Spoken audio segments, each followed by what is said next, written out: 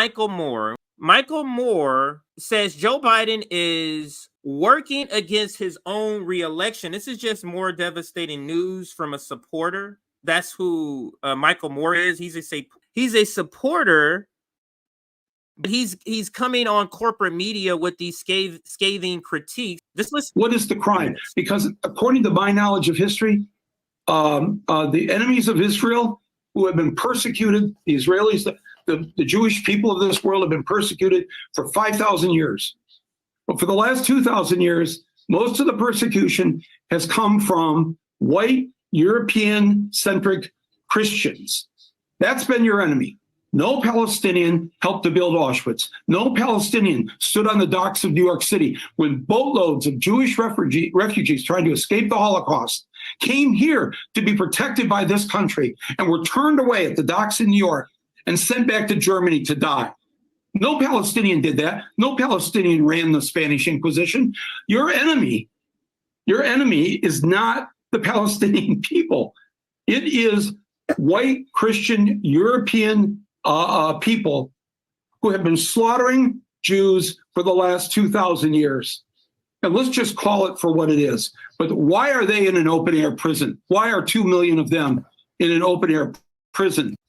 And that is Michael Moore sort of just breaking down what he's seeing. What is the crime? Because let me write this. Let me read this. Michael Moore tells Israel to stop. And this is a conservative. I thought this was funny. I got this video. This is a conservative upset at what Michael Moore is saying here. Michael Moore tells Israel to stop fighting Hamas, demands Jews focus on fighting white Christians instead because of the Spanish Inquisition. I would say this guy is kind of dumbing down what the point of what Michael Moore was saying here. Let me see if I have the longer version. Let's play a little bit more of what Michael Moore is saying here.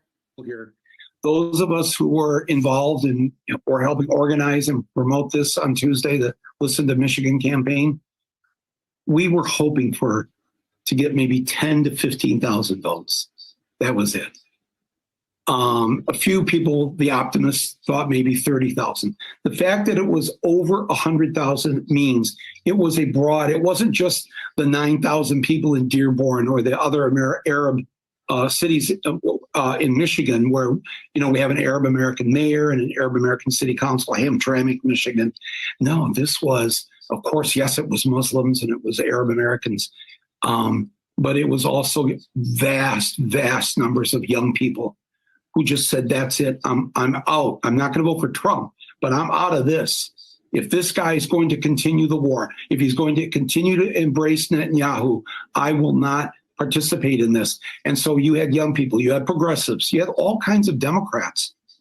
As I said, the vast majority of Democrats in all the polls are against Biden funding and arming this war. So why wouldn't Biden listen to this? He wouldn't even acknowledge it. And when he won the primary, and then in thanking the people of Michigan, just ignored the 100,000 people. If, as Michelle Goldberg said in the New York Times last Friday, if he loses Michigan, he loses the election. Why would you risk that, President Biden? Why? Why are you? This is when you need to be a politician. It's what you should do is the moral thing, which is stop the carpet bombing, stop the slaughter, make sure aid comes in. Don't be dropping aid with parachutes like it was some kind of Looney Tunes cartoon. You've got 2 million people starving to death, and you're dropping a few hundred parachutes.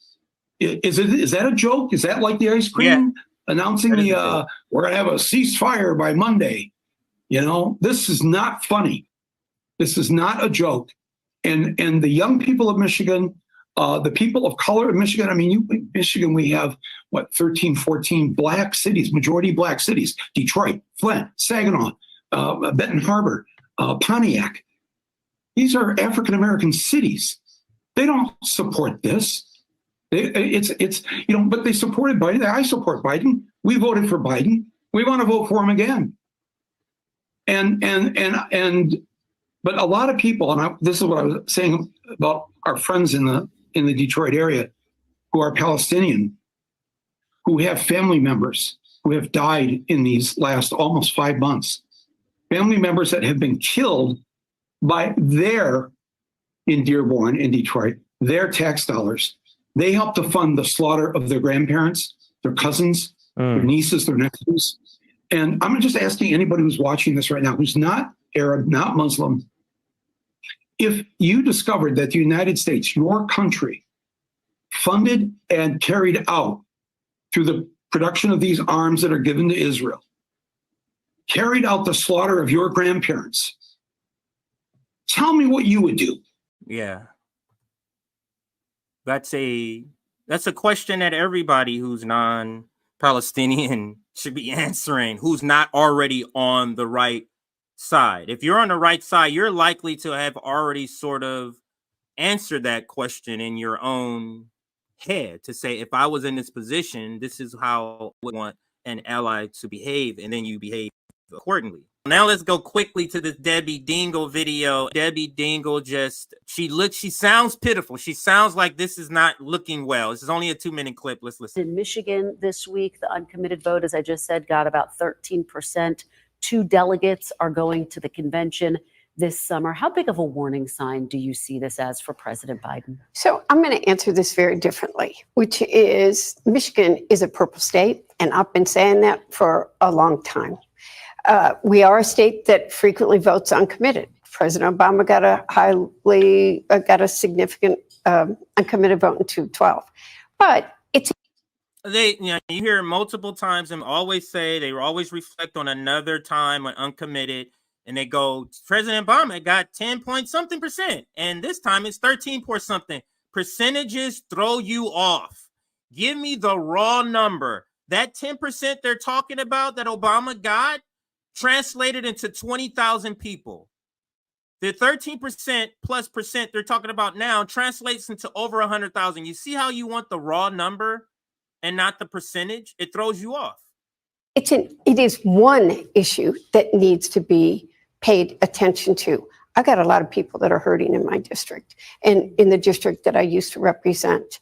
The name of their campaign, or the one that I believe was effective, was called Listen to Michigan. They didn't think anybody was hearing the hurt that their families were facing. I have families that have lost 40 members of one family. They are the casework I'm doing for people that are starving, have no food. They want everybody to hear them. They're going to be an important group in November, but there's a lot of other groups that we have to make sure turn out. It's going to be a turnout election. And there's no doubt about that. But this issue, Congresswoman, as you know, has really gained traction. In fact, 11 other states that are poised to vote have similar protest votes that are being you didn't mobilized. answer the question. What Answer is the your question, message lady. to those voters? And is the president doing enough to reach out to them? I have had very direct conversations with the president, and I believe those conversations are private. But I think you've seen a change, that the White House has been reaching out more to the Arab American Muslims community, hearing their hurt. I am told that they are doing many things very directly. I pray that we're going to get a temporary ceasefire any minute. I know that they've been working hard for that, and that it leads to a permanent ceasefire. We need a ceasefire. We've lost 12 to 14,000 children. And what Hamas did was a terrorist act, and we want the hostages to come home. I think most Americans are horrified by what Hamas did, but social media is letting a lot of people see the horrific circumstances in Gaza. And she is realizing there's no way to combat that.